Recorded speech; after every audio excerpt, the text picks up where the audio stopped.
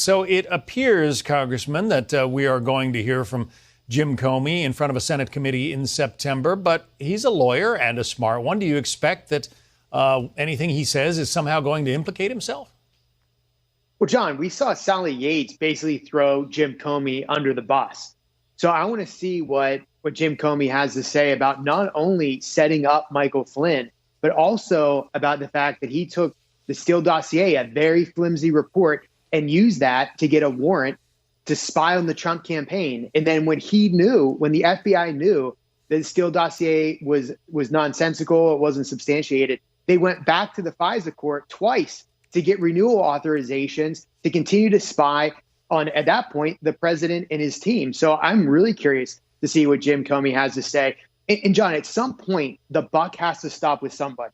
So is that McCabe? Is that Jim Comey? Is that Susan Rice, Joe Biden, President Obama? I don't know, but we can only find out if the Senate calls Jim Comey to testify. Well, let's take a look at some of the people who have been subpoenaed to come testify in this crossfire hurricane investigation. James Comey is up there near the top of the list. James Baker, James Clapper, interestingly enough. There's a whole list of Obama administration era officials who are part of that list, but we have learned from NBC, NPR reporting that James Clapper essentially has been told that he is not a target of the investigation. Does that surprise you? I'm sorry, James Brennan, I should say. Does that surprise you? Well, I want to see what the Durham report says before I start talking about this, what I call the merry band of never Trumpers and who did what. But thankfully, Durham is looking at this. But we need to call in these individuals to see who abused their power, who was directing somebody to lie to the FISA court to get these warrants, and who was trying to set up, or why people were trying to set up Michael Flynn. Somebody was directing it. And again, we need to see where the buck stops. So the Durham report is going to be very telling. Hopefully that will come out soon.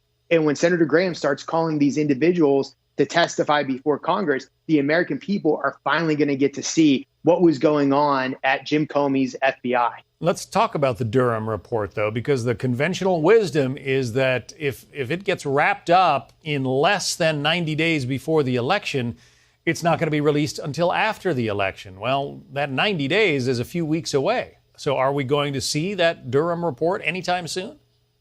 Well, we should get to see the Durham report, John, because that Durham report is going to do two things. One, I think that indictments are going to come down because we know that somebody had to lie to the FISA court. So that somebody had to commit perjury. So there should be at least one indictment, there should be more. But two, the American people have the right to know who was calling the shots and what nefarious actions were taking place and who was directing it. Again, this could go beyond Jim Comey. It could go to Susan Rice. It could go to Vice President Biden, President Obama. But the American people should be informed of what was going on. And John, let me just say this. Not only we got to stop focusing just on politics. If the FBI can do this to a individual running for president and then a sitting president, if they can abuse their power to go after President Trump, what can they do to me and you? What can they do to the average Joe? The abuse of power is really what's so alarming here. Let's talk about what's going on the West Coast right now, specifically in Portland.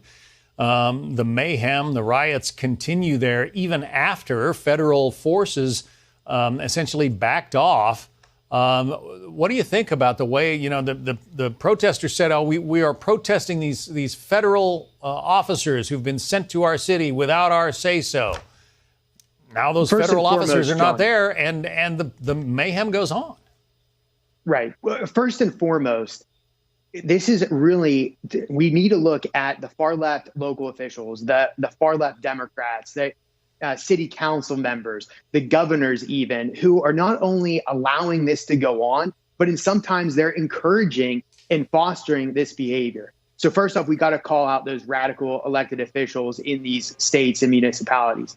Second, it's been a complete misdirection saying that these individuals, these rioters, were attacking federal officials because federal officials came to these areas. President Trump sent in the federal officers to protect U.S. property, to protect federal personnel that are in these courthouses. So we shouldn't be surprised that now that the federal officials are pulling back, or the federal officers are pulling back, the rioting is still going on and the attacks are still occurring because the officers were sent in response to the rioting in the first place. The president says that federal officers could get that situation in hand very quickly, but so far, Portland says they're not welcome. Pennsylvania Congressman Guy Reschenthaler, thank you.